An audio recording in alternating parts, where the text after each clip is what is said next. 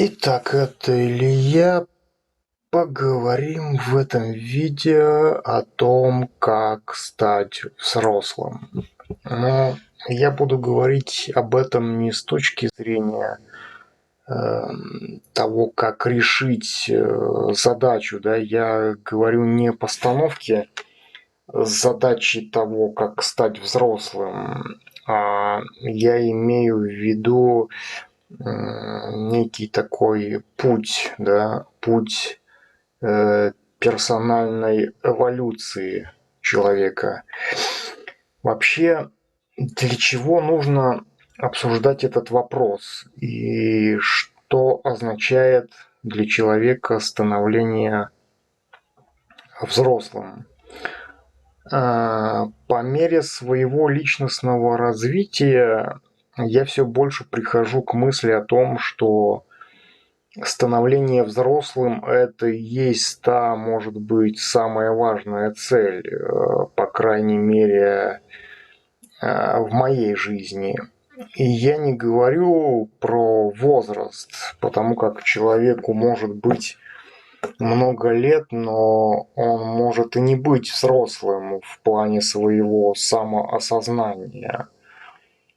Так вот, что значит становиться взрослым? Нужно понять, что становление человека взрослым – это не есть процесс, происходящий относительно кого-то или чего-то, хотя следствием такого взросления становится его влияние на окружение человека, но уже проявляющийся как побочный эффект, а не как цель такого взросления. Я осознал, что взросление – это движение человека от своей социальной периферии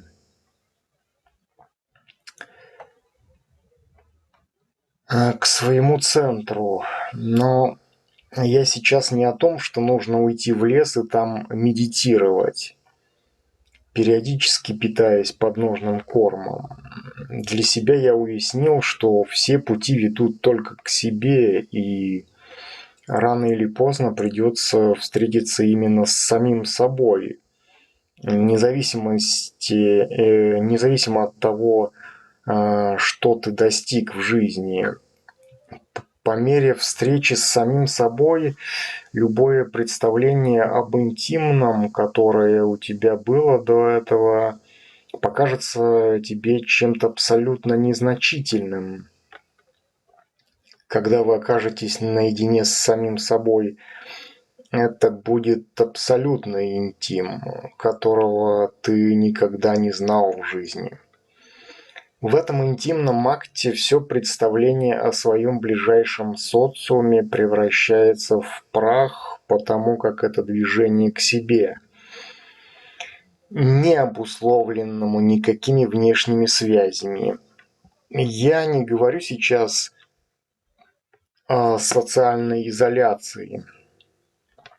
Многие люди склонны считать путь к себе неким затворничеством, которое приводит к деградации способностей человека к социальной коммуникации.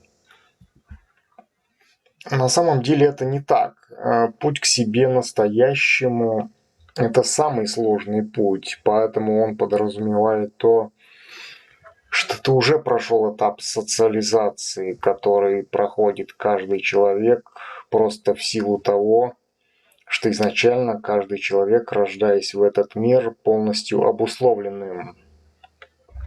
И по мере обретения разума он сознательно разобусловливается с социальной средой, из которой он сформировался. На моем примере, вот мне 41 год, и у меня нет ни женщины, ни детей. Это для кого-то могло бы показаться недостатком, но женщины и дети – это проявление биологической программы, которая побуждает строить такие отношения. Для меня могла бы иметь смысл личность женщины, но опять же, возможно, что это просто концепция, которую я выстроил у себя в голове для оправдания своих инстинктивных мотивов.